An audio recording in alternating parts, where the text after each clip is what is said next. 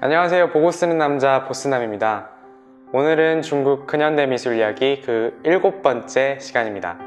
오늘 소개해드릴 화가는요, 중국화를 성공적으로 변모시킨 위대한 인물입니다.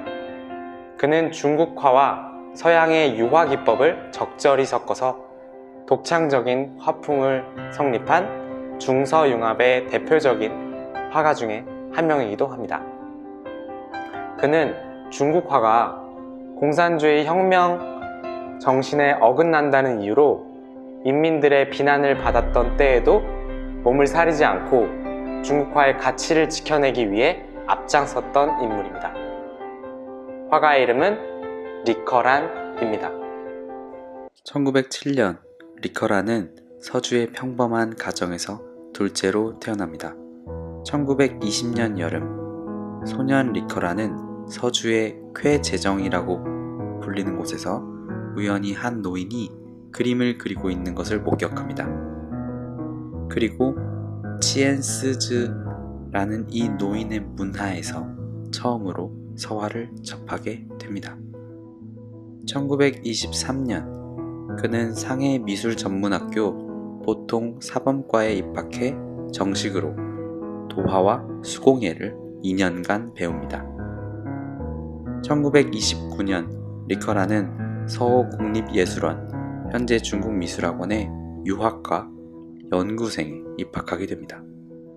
그곳에서 교장 임풍면과 프랑스 교수 앤드로 클라우도에게 소묘와 유화 수업을 받게 됩니다. 더불어 중국화 수련과 미술사 연구도 병행하며 하루하루를 열심히 살아갑니다. 1930년부터 1932년에는 18예사라는 공산주의 예술단체에 가입을 이유로 학교로부터 퇴학 조치를 받게 됩니다.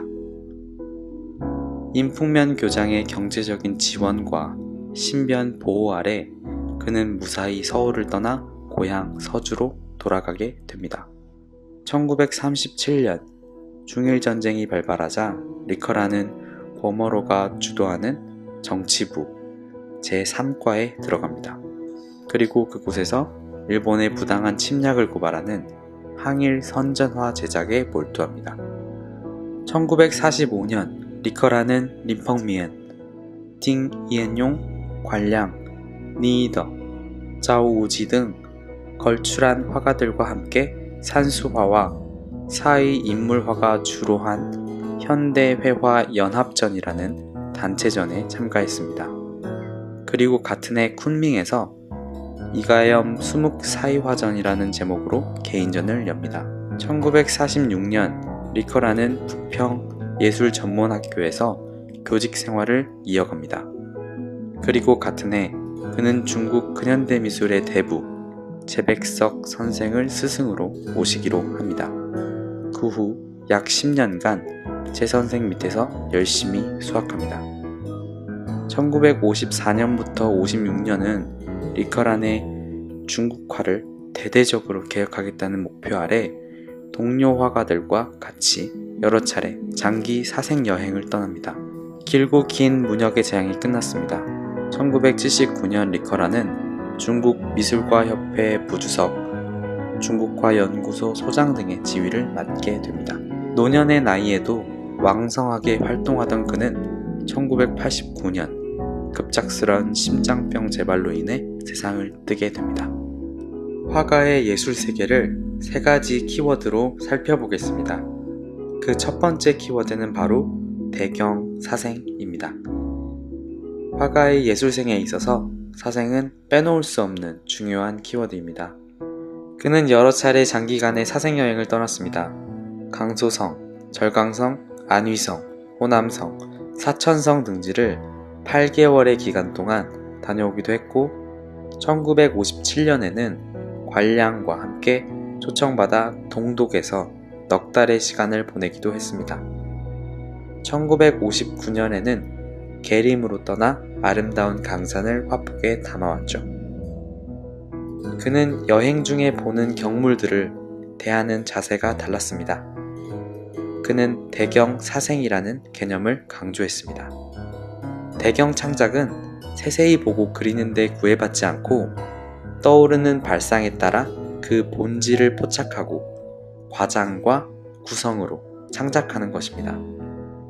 많은 화가들이 사생 여행을 그저 작품의 아이디어를 얻어오는 것에 만족했지만 리커라는 사생 그 과정 자체를 대경 창작, 즉 자연을 대상으로 한 창작이라 불렀습니다. 더불어 화가는 전제라는 용어를 강조합니다. 그는 모든 예술에는 전제가 있는데 특히 중국화의 전제야말로 대담하다. 중요한 것은 끝까지 붙들고 있고 중요하지 않은 것은 과감히 버려 심지어 영으로 만든다 라고 했습니다. 두 번째 키워드는 선, 빛, 구도입니다. 리커란의 회화에 주목할 만한 회화적 요소들이 몇 개 있습니다. 먼저 화가가 사용한 선을 한번 자세히 보실까요? 리커란의 선은 점으로 구성되어 있습니다. 그의 선은 늘 끊어질 듯 이어져 있습니다. 고의가 아니게 끊어진 듯한 선은 점으로 이루어졌음을 알 수 있습니다. 이렇게 끊어진 듯 이어지는 선의 기법은 1973년 이후 그의 오른손이 수전증으로 갈수록 심하게 떨리게 되었기 때문이기도 합니다.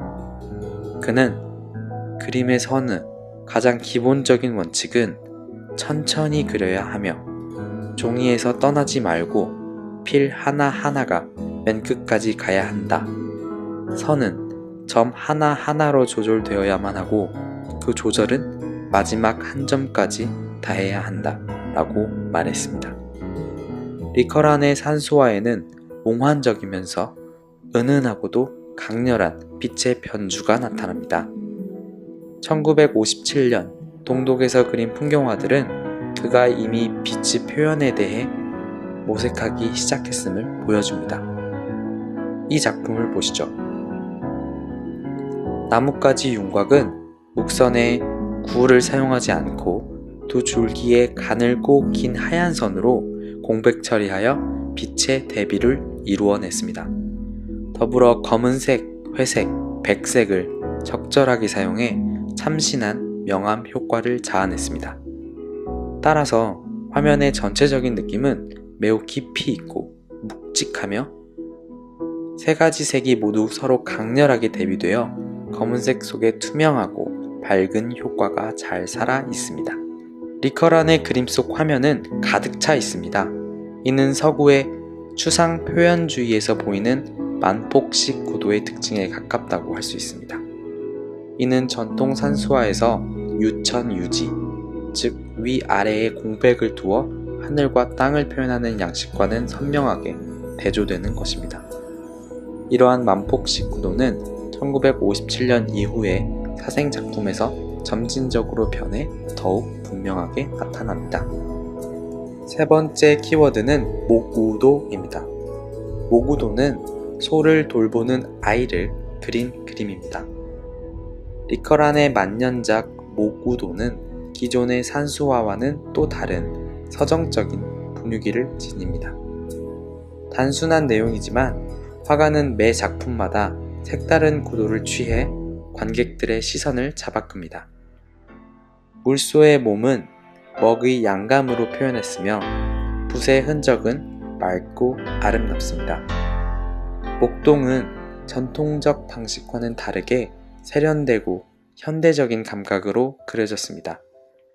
리커란의 그림을 보고 나면 먹을 층층이 쌓아 그린 정육법의 묵직한 여운이 마치 진한 커피를 내려 마신 것처럼 오래 남는 것 같습니다.